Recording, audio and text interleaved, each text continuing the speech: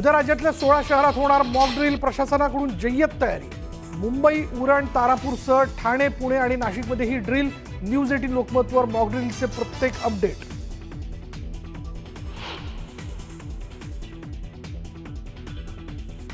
केंद्रीय गृह मंत्रालयाकडून अनेक राज्यांना मॉक ड्रिल करण्याचे निर्देश। तर दादरमधल्या अँटिनिओ डिसिल्वा शाळेत वाजला सायरन, नागरिकांना सतर्क राहण्याच्या सूचना।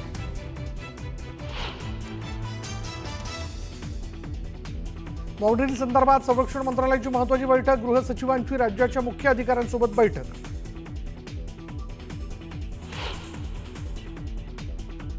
जम्मू शाळांमध्ये मॉक ड्रिलला सुरुवात। आपत्कालीन परिस्थितीत घेतल्या जाणाऱ्या सुरक्षेसंदर्भात विद्यार्थ्यांना दिले धडे।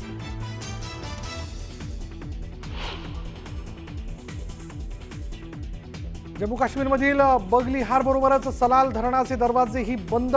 चिनाब नदीवरील धरणाचे दरवाजे बंद केल्यानं पाकिस्तानला जाणारं पाणी रोखलं।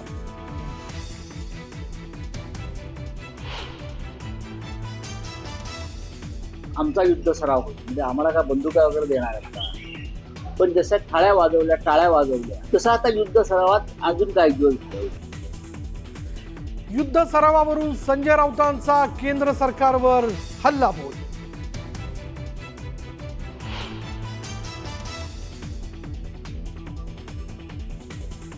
पालिका निवडणुकांचा मार्ग मोकळा। 4 महिन्यांच्या आत स्थानिक स्वराज्य संस्था निवडणुका घेण्याचे सुप्रीम कोर्टाचे निर्देश। तर निवडणुकीत महायुती एकत्रित लढेल, मुख्यमंत्री देवेंद्र फडणवीस यांचं विधान।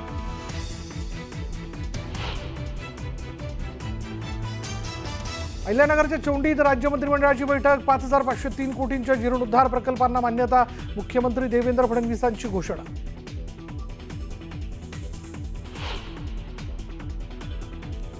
मुलींसाठी स्वतंत्र ITI, धनगर समाजाच्या विद्यार्थ्यांसाठी यशवंत योजना, नामांकित शाळांमध्ये प्रवेश। तर तुळजापूर मंदिरासाठी 165 कोटींचा निधी, मंत्रिमंडळाच्या बैठकीतील मोठे निर्णय।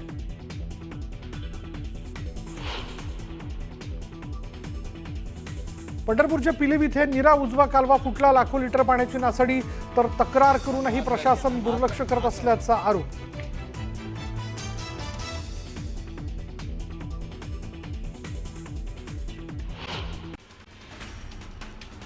संयुक्त राष्ट्र संघटनेनं पाकला चांगलं सुनावलेलं आहे। लष्कर ए तोयबावरून पाकची चांगलीच खरडपट्टी करण्यात आली आहे। पहलगाम हल्ल्याबाबत भूमिका तपासण्याचे निर्देशही देण्यात आले। तर पाकिस्ताननं भारतावर केलेले आरोप खोटे असल्यानं तेही त्यांनी फेटाळून लावले। संयुक्त राष्ट्र संघाच्या बैठकीत पाकिस्तानची फजिती झाली आहे। संयुक्त राष्ट्र संघाच्या बैठकीतून पाकिस्तानला रिकाम्या हातानंच परतावं लागलं। पाकिस्ताननं या बैठकीमध्ये भारताच्या कारवाईबाबत कांगावा केला, पण यावर संयुक्त राष्ट्र संघाकडून कोणतंही वक्तव्य करण्यात आलेलं नाही। त्यामुळे पाकचे सर्व मनसुबे धुळीला मिळाले। भारताशी तणाव वाढल्यानंतर जागतिक पातळीवर पाकिस्तान वेगळा पडलाय।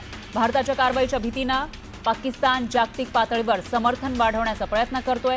याचाच एक भाग म्हणून पाकिस्ताननं आता UK समोर मदतीसाठी साकडं घातलंय। भारतासोबत तणाव वाढल्यानंतर पाकिस्तानच्या अडचणी काही कमी होताना दिसत नाहीयेत। आता रेटिंग एजन्सी मूडीजच्या अहवालात पाकिस्तानला इशारा देण्यात आलाय।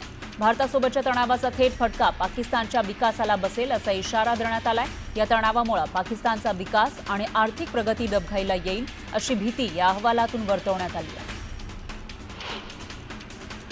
भारत पाकिस्तान युद्धादरम्यान तणाव परिस्थितीमध्ये आणखी भर पडलेली आहे। पाकिस्तानी नौदलानं भारतीय नौदलाच्या टेहळणी विमानाचा व्हिडिओ ट्विट केलाय। भारताच्या संभाव्य हल्ल्याच्या भीतीनं पाकिस्तानची झोप उडाली आहे। यामुळेच घाबरलेल्या पाकिस्तानच्या संसदेचं विशेष अधिवेशन बोलावण्यात आलंय। यावेळी बोलताना जमियत उलमाए इस्लामचे नेता फजल उर रहमान यांनी सरकारला खडे बोल सुनावले। युद्धाची कधीही ठिणगी पडू शकते, पण पाकिस्तानचे सत्ताधारी याबाबत फारसे गंभीर असल्याचं दिसत नाही, असं रहमान म्हणाले। भारताकडून जोरदार प्रत्युत्तर देण्याच्या भीतीनं पाकिस्तानमधील नेत्यांची झोप उडालेली आहे। यामुळेच घाबरलेल्या पाक नेत्यांकडून चिथावणीखोर वक्तव्य केली जात आहेत। भारत कधीही LOCवर हल्ला करू शकतो असा दावा पाकच्या संरक्षण मंत्र्यांनी केलाय। जर असा हल्ला झाला तर भारताला सडेतोड उत्तर देऊ अशी धमकीही त्यांनी दिली। भारताच्या वॉटर स्ट्राईकनं पाकिस्तानमध्ये खळबळ माजली आहे। भारतानं चिनाब नदीचं पाणी रोखल्यानं पाकिस्तानच्या सिंधू नदी प्रणाली प्राधिकरण म्हणजेच IRSNAनं चिंता व्यक्त केलेली आहे. तर पाणी अडवल्यानं पाकमधील खरीप पिकांना याचा मोठा फटका बसू शकतो अशी भीती व्यक्त करण्यात आली आहे. भारत आणि पाकिस्तान दरम्यान आतापर्यंत 3 युद्ध झाली आहेत, पण या तिन्ही युद्धादरम्यान सिंधू पाणी करार स्थगित करण्यात आला नव्हता. पण आता पाकिस्तानला धडा शिकवण्यासाठी हा पाणी करार भारतानं रद्द केला. याचा मोठा परिणाम आत्ताच पाकिस्तानवर जाणवू लागला. पाण्याचा ओघ कमी झाल्यानं पाकिस्तानची हालत खराब झाली आहे. चिनाबनंतर आता झेलम नदीवर असलेल्या किशनगंगा प्रकल्पातूनही पाण्याचा प्रवाह कमी करण्याची तयारी सरकारनं सुरू केली आहे. त्यामुळे पाकच्या अडचणीत आणखी वाढ होणार आहे. पहलगाम बरोबरच दहशतवाद्यांनी इथल्या अम्युजमेंट पार्कमध्येही रेकी केली होती अशी माहिती समोर आली आहे. मात्र अम्युजमेंट पार्कचा आपला प्लॅन दहशतवाद्यांना सोडावा लागला. यानंतर त्यांनी बैसरन घाटीला लक्ष्य केलं.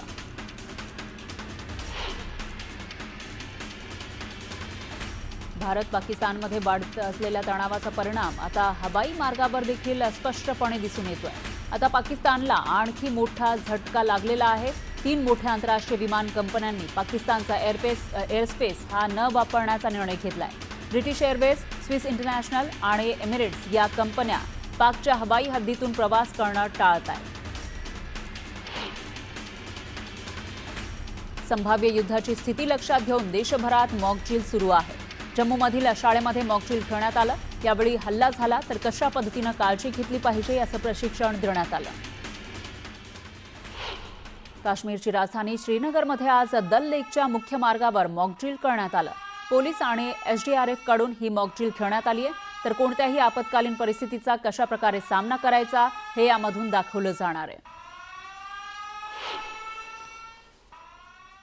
उद्या मॉकड्रिलच्या पार्श्वभूमीवर केंद्रीय गृहसचिव, राज्य आणि केंद्रशासित प्रदेशांसोबत बैठक झाली. व्हिडिओ कॉन्फरन्सिंगद्वारे ही बैठक घेण्यात आली. हल्ल्यादरम्यान नागरिकांना स्वतःचं संरक्षण कसं करावं याचे प्रशिक्षण देण्यासाठी गृह मंत्रालय अधिकाऱ्यांना माहिती पुरवलेली आहे. पाकिस्तानचा पापाचा घडा आता भरलेला आहे. पाकिस्तानवर कोणत्याही क्षणी मोठ्या लष्करी कारवाई होऊ शकते. त्यासाठी आता भारतानं कंबर कसली आहे. त्याची सुरुवात 7 मे रोजी होणार आहे. देशामध्ये सिव्हिल डिफेन्स मॉकड्रिल होणार आहे.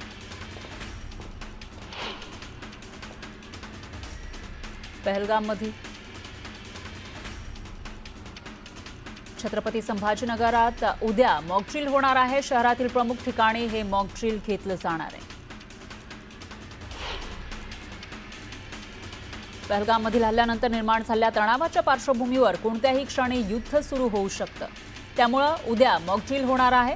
यावेळी मुंबईमध्ये कशा पद्धतीनं हे मॉकड्रिल होईल याचं दादर इथं आज सायरन वाजवण्यात आले.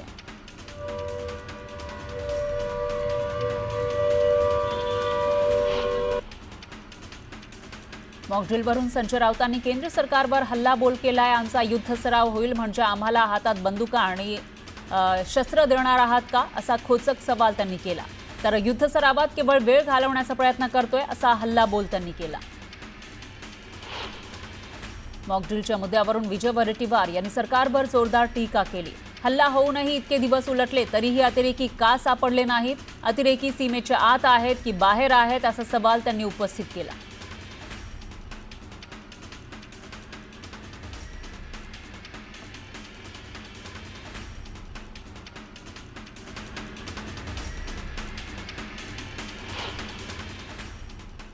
यानंतर एक मोठी अपडेट आहे पुण्यामधील विधान भवन परिसरात मॉकड्रिल केलं जात आहे. सुरक्षा दलांकडून हे मॉकड्रिल केलं जात आहे. तर उद्या देशभरामध्ये मॉकड्रिल होत असताना आज मात्र एक ट्रायल पुण्यामध्ये घेतली जाणार आहे. आणि याविषयी अपडेटसाठी आपले प्रतिनिधी वैभव सोनवणे हे थेट पुण्यातून आपल्यासोबत जोडले गेले आहेत. वैभव, काय सांगाल, हे मॉकड्रिल नेमकं कशा पद्धतीनं घेतलं जातंय? काय चित्र तुम्हाला आजूबाजूला दिसतंय? मी थोडी दुरुस्ती करतो फरा. मॉकड्रिल घेतलं जात नाहीये. नागरी सुरक्षा विभागाकडून जे मॉकड्रिलची जागा निवडण्यात आलेली आहे पुण्यातली, ते माझ्या मागे आपण जे विधान भवन पाहतोय, उद्या देशभरात जे मॉकड्रिल होणार आहेत त्यात पुण्याची सुद्धा निवड करण्यात आलेली होती. आणि पुण्यातलं मॉकड्रिल जे ते विधान भवन या परिसरामध्ये होईल. विधान भवनाच्या बाजूलाच सैन्य दलाचं दक्षिणेचं मुख्यालय आहे. कमांड सेंटर जे आहे, सदन कमांड ज्याला म्हटलं जातं, ते इथं आहे. त्याच्या बाजूला विधान भवन आहे आणि हा सगळा परिसर जो आहे तो या परिसरामध्ये सैन्याची वेगवेगळी कार्यालय आहेत. या कार्यालयांच्या आसपास या आस्थापना ज्या आहेत या सगळीकडं हा अलर्ट जावा किंवा नागरिक जागरूक व्हावेत म्हणून हे मॉकड्रिल घेतलं जातं आणि ते ठिकाण जे निवडण्यात आलेलं आहे. आपण विधान भवन दाखवतोय. या विधान भवनाच्या परिसरामध्येच हे मॉकड्रिल जे आहे ते घेतलं जाईल. शहरातल्या जवळपास 75 ठिकाणी हुटर्स जे आहेत, स्पीकर ज्याला म्हणतो आपण, अलर्ट देणारी यंत्रणा जी आहे पब्लिक ॲड्रेस सिस्टीम, ती सुद्धा निर्देशित करण्यात आलेली आहे. आणि नागरी सुरक्षा यंत्रणेकडून उद्या NDRF असेल किंवा स्थानिक सुरक्षा बलं जी असतील त्यांच्या मदतीनं, अग्निशमन दल असेल त्यांच्या मदतीनं, NCCचे कॅडेट, व्हॉलेंटियर्स या सगळ्यांच्या मदतीनं हे मॉकड्रिल जे आहे ते इथं घेतलं जाईल. युद्धजन्य परिस्थितीमध्ये नागरिकांनी नेमकं काय केलं पाहिजे याबाबतची माहिती जी आहे ती सुद्धा इथं दिली जाईल. आणि अचानक असे हुटर वाजल्यानंतर नेमकं काय करायचंय, जे धोक्याची सूचना देणारे हुटर्स आहेत ते वाजल्यानंतर नेमकं काय करायचंय याबाबतचं हे मॉकड्रिल असेल. सगळ्यात महत्त्वाचं म्हणजे कंट्रोल रूम्स ज्या असणार, डिझास्टर मॅनेजमेंटच्या ज्या कंट्रोल रूम शहरामध्ये आहेत, पुणे महापालिकेकडे, पोलिसांकडे, या सगळ्या एकत्रितरित्या कशा ऑपरेट केल्या जाऊ शकतील याबाबतची सुद्धा चाचपणी या मॉकड्रिलमध्ये होणार आहे. आणि प्रत्यक्षात फील्डवरती जी माहिती नागरिकांना द्यायची आहे किंवा सुरक्षा बलाच्या जवानांकडून, त्याचबरोबर इतर जे सुरक्षा पथकं आहेत त्यांच्याकडून नेमकी काय काय मॉकड्रिल्स करून घ्यायची, त्यासाठीचं जे ठिकाण निवडण्यात आलेलं आहे ते हे विधान भवन आहे पुण्याचं, जिथं सध्याचं विभागीय आयुक्त कार्यालय आहे पुण्याच्या 5 जिल्ह्यांचं. त्या ठिकाणी हे मॉकड्रिल जे आहे ते केलं जाणार आहे. जिल्हाधिकारी या मॉकड्रिलवरती नियंत्रण ठेवतील आणि या सगळ्या बाकीच्या लोकल एजन्सीज ज्या आहेत या लोकल एजन्सीजचं कॉर्डिनेशन जे आहे ते सुद्धा जिल्हाधिकारी आणि नागरी सुरक्षा यंत्रणा जी आहे तिचे डेप्युटी कमांडंट हे मिळून करतील. आपण माझ्या मागे बरोबर कमान पाहतोय. सदन कमांडची कार्यालयाकडे जाणारा हा रस्ता आहे आणि त्याच्या अगदी बाजूला विधान भवन आहे. तिथं हे मॉकड्रिल जे आहे ते मॉकड्रिल घेतलं जाणार आहे. निश्चितच वैभव, एकूणच असं म्हणता येईल की 24 तासांपेक्षाही कमी कालावधी उरलेला आहे मॉकड्रिलसाठी आणि त्याच्या आधी ही तयारी केली जाते. याविषयीची अपडेट आपण घेत राहूया. दरम्यान धन्यवाद तुम्ही दिलेल्या या सविस्तर माहितीसाठी. यानंतर पुन्हा घेऊयात बातम्यांचा वेगवान आढावा. राष्ट्रीय सुरक्षा सल्लागार अजित डोवाल यांनी पंतप्रधान मोदींची भेट घेतली आहे. दोन्ही नेत्यांमध्ये जवळपास 40 मिनिटं चर्चा झाली. या बैठकीत पाकिस्तानवर कशा पद्धतीनं हल्ला करायचा याची रणनीती निश्चित झाल्याची माहिती आहे. DRDO आणि भारतीय नौदलानं मल्टी इन्फ्लुएन्स ग्राउंड माइनची चाचणी यशस्वीरित्या पार पाडली. ही प्रणाली भारतीय नौदलाच्या समुद्राखालील युद्ध क्षमतांमध्ये आणखी वाढ करेल. भारत आणि पाकिस्तानमध्ये तणाव खूपच वाढलेला आहे. यावेळी संयुक्त राष्ट्रसंघाचे प्रमुख अँटोनियो गुरेस यांनी चिंता व्यक्त केली आहे. दोन्ही देशांमधला तणाव मागच्या काही दिवसांमध्ये खूपच वाढलाय. यामुळे कधीही युद्धाची ठिणगी पडू शकते अशी स्थिती आहे. संयुक्त राष्ट्रसंघानं दोन्ही देशांना संयम बाळगण्याचं आवाहन केलंय असं ते म्हणाले.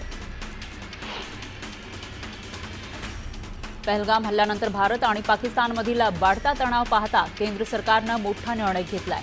सीमा सुरक्षा दलात 16 नवीन बटालियन समाविष्ट करण्यास तसंच 2 नवीन हेडक्वार्टर्स स्थापन करण्यास केंद्रानं मंजुरी दिली आहे. पहलगाम हल्ल्यानंतरही काश्मीरमध्ये पर्यटकांचा ओघ सुरूच आहे. टेररिझमला टुरिझमनं प्रत्युत्तर देण्याचं देशातील नागरिकांनी ठरवलंय. काश्मीर हा भारताचा अविभाज्य घटक आहे. आम्ही अशा भ्याड हल्ल्यांना घाबरून इथं येणं बंद करणार नाही असा संदेश या पर्यटकांकडून दिला जातोय. पहलगाममधील हल्ल्यानंतर जम्मू काश्मीरमध्ये सुरक्षा आणखी वाढवण्यात आली आहे. इथल्या प्रत्येक भागावर सुरक्षा यंत्रणांनी काटेकोर लक्ष ठेवलंय. काश्मीरकडे जाणाऱ्या आणि येणाऱ्या सर्व वाहनांची कसून तपासणी केली जाते. जम्मू काश्मीरमधल्या पर्यटन स्थळांची सुरक्षा मोठ्या प्रमाणावर वाढवण्यात आली आहे. जम्मूचं प्रसिद्ध पर्यटन स्थळ असलेल्या पटनी टॉप परिसरामध्ये CCTV लावण्यात आले. इथे येणाऱ्या प्रत्येक व्यक्तीवर पोलिसांचं लक्ष आहे.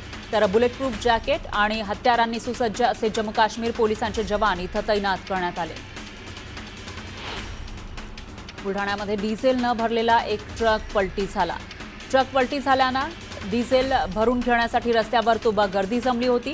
यावेळी हजारो लिटर डिझेलची ग्राहकांकडून लूट करण्यात आली आहे.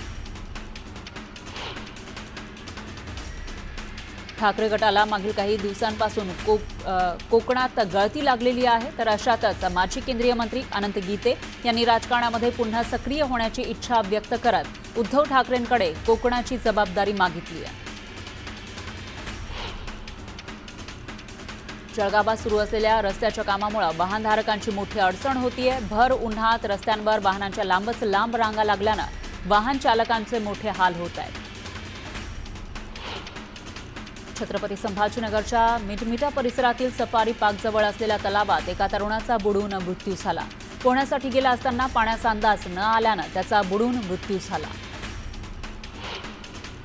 मनमाडच्या अंकवाडे भागातील एका शेतकऱ्याच्या शेतातील अजब प्रकार समोर आलाय.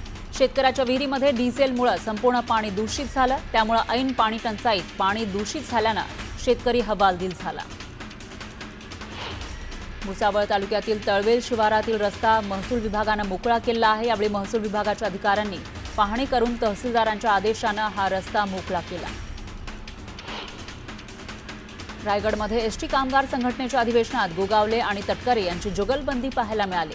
एसटी चालकांना सल्ला देण्यावरून दोन्ही नेत्यांमध्ये जोरदार जुगलबंदी पाहायला मिळाली. खासदार तटकरेंच्या आदेशाला पालिका आणि बांधकाम विभागाच्या अधिकाऱ्यांनी केराची टोपली दाखवली आहे. 1 महिना उलटूनही रोहा शहरातील कामं रेंगाळली आहेत. पावसाळा तोंडावर येऊन सुद्धा कामाला सुरुवात होत नसल्यानं नागरिकांनी संताप व्यक्त केला. पुण्याच्या फर्ग्युसन मार्गावर रीलसाठी बस थांबवण्यात आली. बस थांबवल्यामुळे प्रवाशांना नाहक त्रास सहन करावा लागला. दरम्यान बस थांबवणाऱ्यावर कारवाईची मागणी केली जाते. पंढरपूरच्या पिलीव इथल्या 8 मोरीजवळ नीरा उजवा कॅनल फुटला. त्यामुळे लाखो लिटर पाण्याचा अपव्यय होतोय.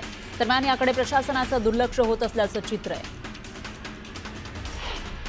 सोलापुरातील डॉक्टर शिरीष वळसंकर यांच्या आत्महत्या प्रकरणाची सीआयडी चौकशी व्हावी अशी मागणी केली जाते. यासाठी प्रहार जनशक्ती पक्षासह ब्राह्मण समाजाच्या पदाधिकाऱ्यांनी मुख्यमंत्री फडणवीसांकडे मागणी केली. धाराशिव जिल्ह्यात तीव्र उन्हाच्या झळा जाणवत असल्यानं पालेभाज्यांची वाढ खुंटलेली आहे. त्यामुळे बाजारात भाज्यांची आवक घटली आहे. आवक घटल्यानं दरातही दुपटीनं वाढ झाली. नवेगाव नागझिरा व्याघ्र प्रकल्पात आता वाघाचं दर्शन खूपच दुर्मिळ झालंय. वाघाचं दर्शन होत नसल्यानं पर्यटकांनी व्याघ्र प्रकल्पाकडे दुर्लक्ष केलंय.